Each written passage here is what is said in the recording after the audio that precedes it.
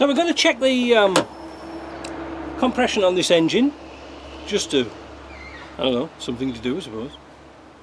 I'm waiting for paint to dry on the other job, so I might as well tinker around with this for a little bit. First thing you've got to do, apart from disconnect your battery, remember that, is we're going to take off this oil separator, and the first thing we see, somebody's put blue silicone around it. Not nice. I don't like that silicone. At first I thought it was Hylamar. I don't like that. So I'm going to get rid of that. I'm going to change the rocker box gasket as well, because that's blathered in it. Black silicone, not a problem. Blue, not nice. So the first thing we do, and why the reason to put that in, is this O-ring here is no longer an O-ring. It's a square ring.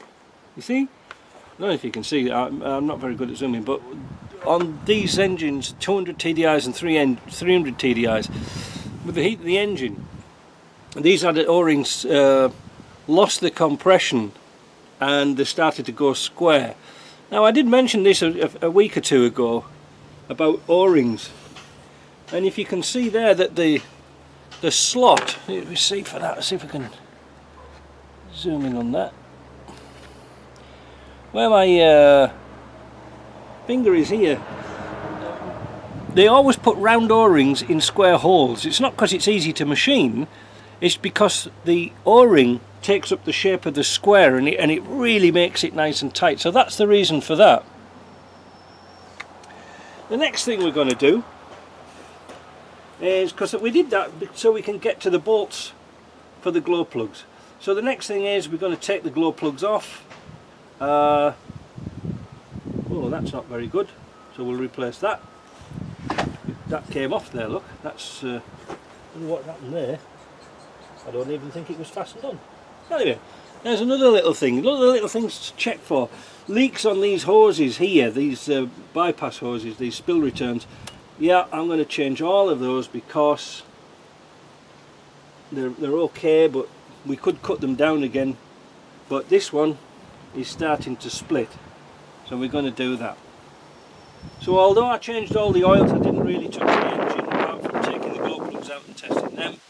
So that's what we're going to do today, and we'll replace all those little hoses just in case, because you see really what they've been replaced once, but they should be hard nylon, and unfortunately like this one here, there should be that nylon-y type pipe, but somebody's put this on.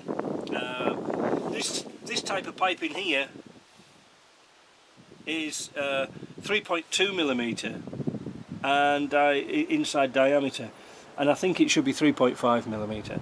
So we'll replace all that. So let's get on with it. Doing a compression test on a 200 TDI is exactly the same as doing it on a 300 TDI. We've taken all the injectors out, and most importantly taken the wire off the back of the pump so it doesn't fire up on that cylinder that's been tested. Now the thing is, I've just had to troll around and see if I could find what the compression ratios should be. Not the compression ratios, but the compression pressures. I can find it for a 300 TDI, and considering that they are the same bore and stroke, I'm assuming they should be the same. Now, a 300 TDI has the same injection system, slightly different injectors, but the same principle, and they should be exactly the same. So we're going to test it. Now a 300 TDI, what we're looking for is 348. Now it should be up in this mid-range here. The downside about this gauge is it goes to 1000 psi, and I could do with a smaller gauge on it really, but we should see it up between there's 300 there where it says just over 20 bar, so we should be just over this way somewhere. Let's have a look.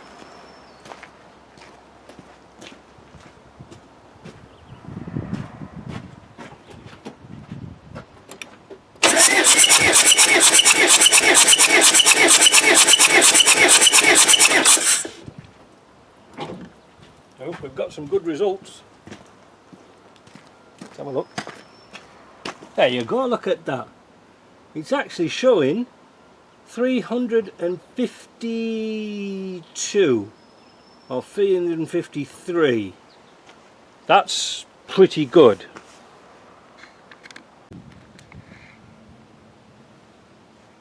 My injection compression tester, diesel injection system, is a Franklin one, and it's quite old now, and when we got it, well, we didn't have this bit in. My machine shop man made me that so we could test the pressures. Anyway, I tested all the pressures and they're absolutely bang on, absolutely bang on. So that's why it starts nice and boom, starts nice and even, no smoke, no back pressure.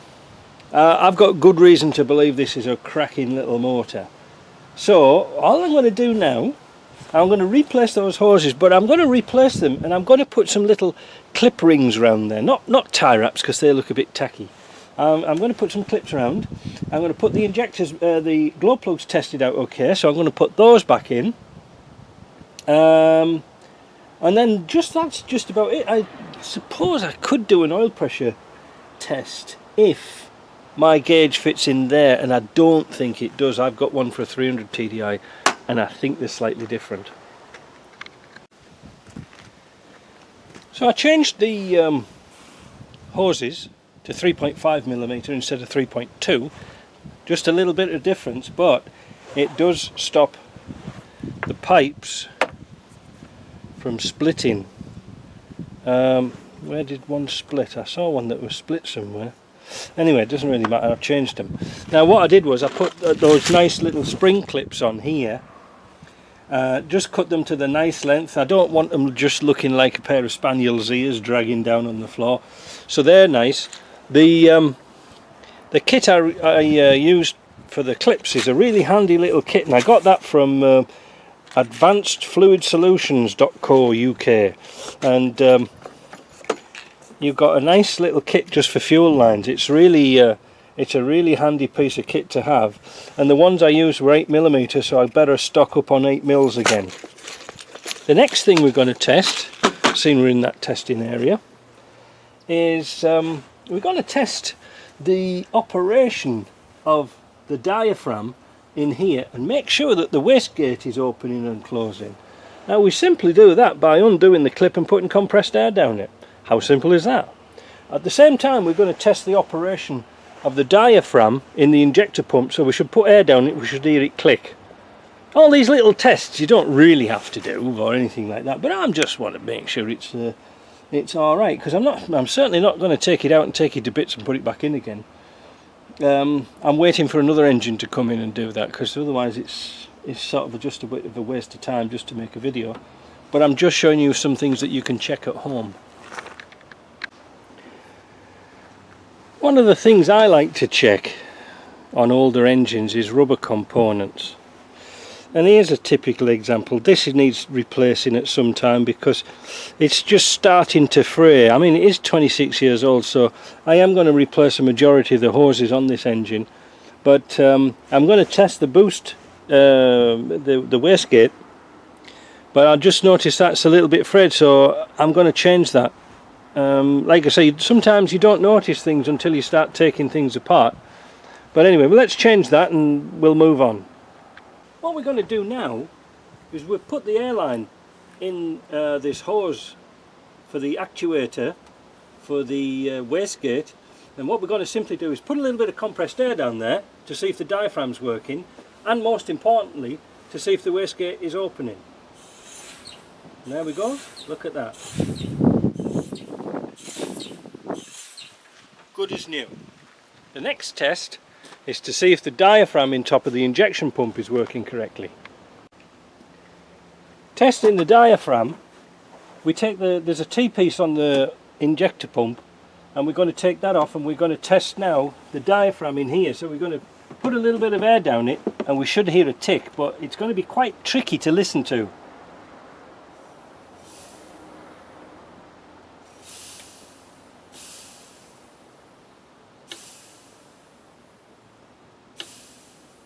Don't know if you can hear that. So that means our diaphragm's working, no problems there. So everything's looking good. I think this has been quite a well maintained engine.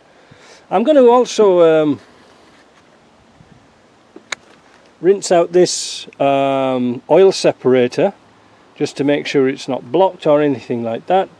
They make an aluminium one now, I don't know why, apparently they're a lot better, but I think a lot of people make things just for the sake of making them.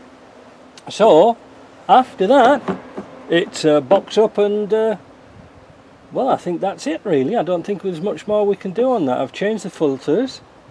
I'm going to leave the hoses until I get them so I don't immobilize the vehicle, and yeah, that's it really. So that's a few things to check on the engines. I might try and do the oil pressure, let me see.